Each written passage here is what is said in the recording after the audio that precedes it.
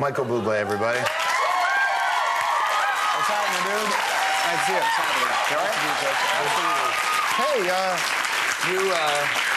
just before we get into this and you start hawking my stuff, I mean, honest to God, I say it behind your back. I said it to you just a minute ago, but you really bring Canadian television to life, man. We need people like you, dude. You're kind. You're kind. You're very kind. It's the truth, damn it! I forgot my checkbook. I forgot you were in the movie with Huey Lewis, man. Yeah.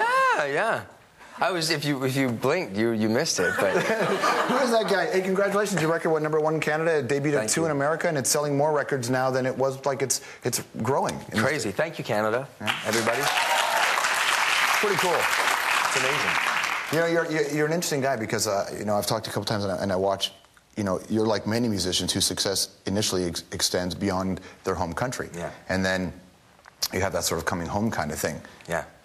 And I imagine that's got to be a very surreal experience to go through on a personal level when you because you're very much a Canadian dude too. I'm so Canadian. So Canadian that so when this happens outside of you, the experience of having it build back home must be pretty neat. Very cool. But I think what was really cool for me was that, I know this sounds funny, I'm not saying that if you're Canadian, you're better than anyone else. Mm-hmm.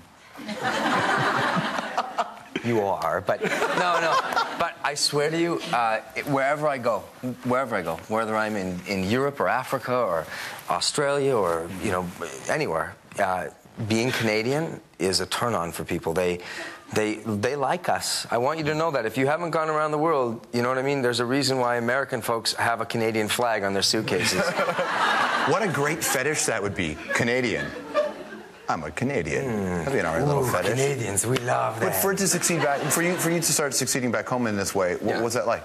Awesome, great, beautiful. For my family, it's wonderful. And the two places that meant, I think, the most to my family were, of course, Canada and then Italy, because I'm an Italian boy, or Canadian of Italian extraction anyway. I love you.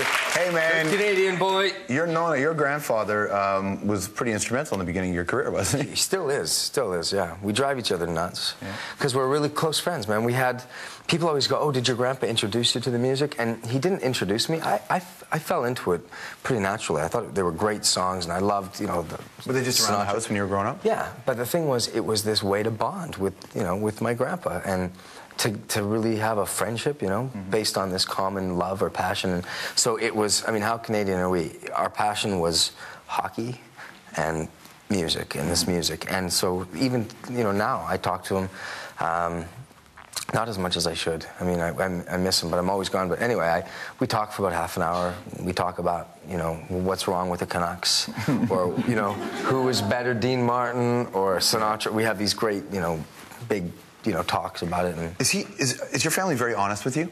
Yes. Like when they hear your, like, I'll tell you, when I did that show, the one that was canceled, my uncle called me after it was canceled, said, "Hey, buddy, heard about your show. Dude, that show fucking sucked." Right? But I was just like, look, I know, Paul, we had, but that's, but then he piled on. No, I mean, it was shit, right? Yeah. And I wanted just in case you didn't know. Exactly. I was like, yeah, I get it, Paul. Thanks, buddy.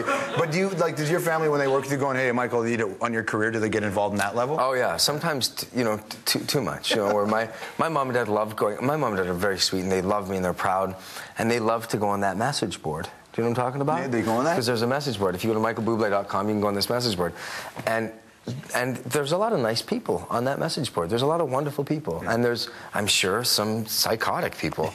It doesn't matter. But I said, Mom, Dad, you know what? You can't get involved in this, and you must understand that it's a strange life, and people, you know, blah blah blah. Be careful. And so my dad, this is actually truth. So I get to a show, and I see that, like, there are people with these white ribbons. And I think to myself, is something going on today? Is this a gay pride thing? Is this an AIDS thing? Is this a, I don't know, what the white ribbon is, cancer? Is it something like this? And I come home and I say to my mom and dad, God, I said, it's so weird. People keep coming to a show like this. And my dad says, yeah, well, I went on the board and I told the fans if they wanted for you to know who they were, they should wear a white ribbon. And I said, Dad, for God's sake, if they come to the show, I know they're fans, you know? If they're there, I kind of can put it together. Hey, guess what? They came to the show. So they love that kind of stuff, but they're great. I mean, they love it. They think that, they truly believe that I have the greatest fan. I mean, they love They don't want to get into the fame part of it. They love the fans. They love sharing this joy with these people. Well, it's hard to take it away from them. You know, I mean, if you think about the Canadians, especially any wave of immigrants to Canada, there's so much import placed on community. Yes. And so your message board is essentially an extended community where they can stay close to you. Absolutely. So when you make this record, yes. I mean, you've got songs obviously that are yours and some that you didn't. The song with Jan Arden that you guys wrote was great. Thank you. Did you write it in the same room together? Or how'd that go? No, man. I don't work well with others, and that's the truth. Really? You know, it's weird for me. You know, just as a songwriter, I mean, in any other way, I can sit with you and write a joke or a script or whatever. But writing songs, I have to sit there and come up with a concept, and I write the whole melody. And at that song, Lost, I was in Australia, and I can't play the piano. I've never played before in my life.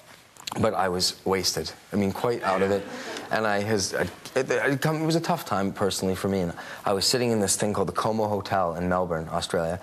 And I sat down at the piano and I started to play. And for about 2 days, I sat there and I played and I wrote the song and I came up with the first couple lines and I came up with the melody and everything and the concept. And then I got stuck. And basically, Jan Arden and I were on tour together and I went to Jan and I said, Jan, would you help me? Would you write these lyrics for me?